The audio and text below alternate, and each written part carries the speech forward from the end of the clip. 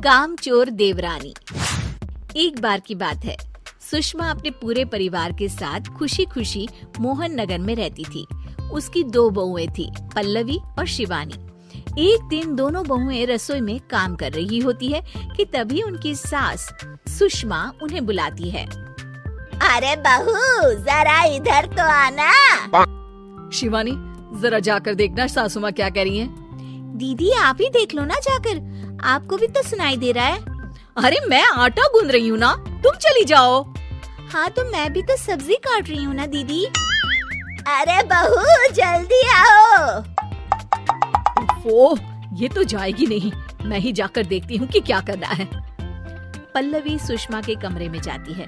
जी mummy जी, क्या हुआ? शाम को घर पर कुछ मेहमान आने वाले हैं, तो तुम अच्छा सा खाना बना लेना बहू। ठीक है मम्मी जी, आप बता दीजिए क्या क्या बनाना है और कितने लोग आ रहे हैं। सुनील की मौसी जी और उनका पूरा परिवार आ रहा है। कुल मिलाकर 3 लोग और हमें मिलाकर हुए 9 लोग। तो अभी से ही तैयारी करना शुरू कर दो। और हाँ, घर की सफाई भी कर देना, हाँ अच्छे से। जी मम्मी जी, सब काम हो जाएगा, आप चिंता मत कीजिए। पल्लवी शिवानी को घर में मेहमान आने वाले हैं इसके बारे में बताती है। क्या 9 लोगों का खाना बनाना होगा, घर की सफाई करनी है? बाप रे, सासू माँ ने तो हमें घर की नौकरानी ही समझ कर रखा है। ऐसा नहीं बोलते शिवानी, हम इस घर की बहू हैं और घर के काम करना हमारा फर्ज है। दीदी तो है ही सासू माँ की चमची, जब देखो सासू माँ सासू माँ। मैं तो इतना सारा काम नहीं करने वाली। शिवानी कपड़े लेकर गमला साफ कर रही होती है और चक्कर आने का नाटक करने लगती है। मेरा सर चकरा रहा है। तभी वहाँ पल्लवी और सासू माँ जाते हैं। अरे बहू, क्या हो गया तुम्हें? मम्मी जी, बहुत तेज सर में दर्द हो रहा है।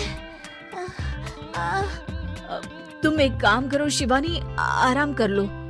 नहीं नहीं दीदी, घर में मेहमान आने वाले हैं, मुझे आपकी मदद करनी चाहिए।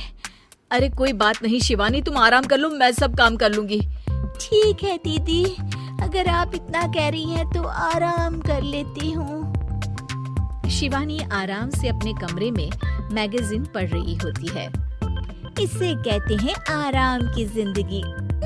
इतना सारा काम। चलो सारा काम खत्म हो गया, शिवानी को देख आती हूँ। शिवानी अपने कमरे में ईयरफोन में गाने सुनते सुनते सो जाती है और उसके साइड में मैगजीन भी रखी होती है। पल्लवी वहाँ आ जाती है और वो सब देखती है। ओहो, तो मतलब सब काम चोरी का बहाना था। अभी बताती हूँ इसको। घर का सारा काम मुझे करना पड़ा और ये महारानी यहाँ मैगजीन पढ़ रही है, गाने सुन रही है। पल्लवी रसोई से एक प्लेट और चम्मच लेकर आती है और शिवानी को थाली बजाकर उठाने लगती है। शिवानी अचानक से उठती है। उठ गई महारानी, गाने भी सुन लिए, मैगजीन भी पढ़ ली। तुम तो बहुत बड़ी झूठी निकली शिवानी। तुमने सर दर्द का बहाना बनाया ताकि काम करने से बच सको। हाँ बनाया बहाना, तो क्या करती, इतने सारे काम करती। मुझे कोई शौक नहीं है चापलूसी का। क्या चापलूसी? तुम्हें लगता है कि मैं सारे काम चापलूसी के लिए कर रही हूँ? नहीं तो क्या। तभी वहाँ सासू माँ आ जाती हैं। अरे बहू, वो लोग बस आने ही वाले हैं, तुम तैयारियां कर लो। जी सासू माँ, तुझे तो मैं बाद में देखती हूँ। सब खाना खाने बैठते हैं और खाना शुरू करते हैं। तभी सुनील की मौसी बोलती है। वाह भाई वाह, खाना तो बहुत ही अच्छा बना है सुषमा जी। एक एक चीज में क्या स्वाद है। ये सुनकर शिवानी मुंह बना लेती है। उसे अपनी जेठानी की इतनी तारीफ रास नहीं आती। आपकी बहुएं तो बहुत ही अच्छा खाना बनाती है। हाँ, बनाती तो दोनों ही अच्छा है, पर आज ना ये सारा खाना बड़ी बहू ने बनाया है। छोटी बहू की तबीयत ठीक नहीं थी, सो इसलिए। मानना पड़ेगा सुषमा जी, आपकी बड़ी बहू तो बहुत ही गुणवान है। पल्लवी की तारीफ सुनकर शिवानी को जलन होती है। पल्लवी ये सुनकर खुश हो जाती है और शिवानी की तरफ देखकर उसे चिढ़ाती है।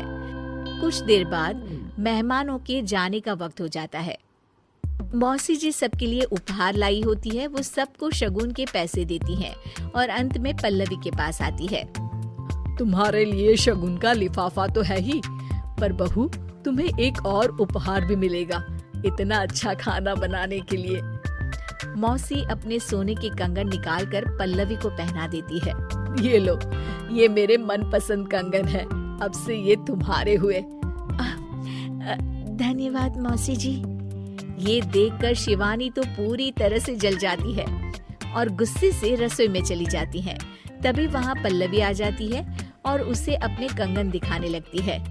देवरानी जी, अब आपका सर दर्द ठीक तो है ना?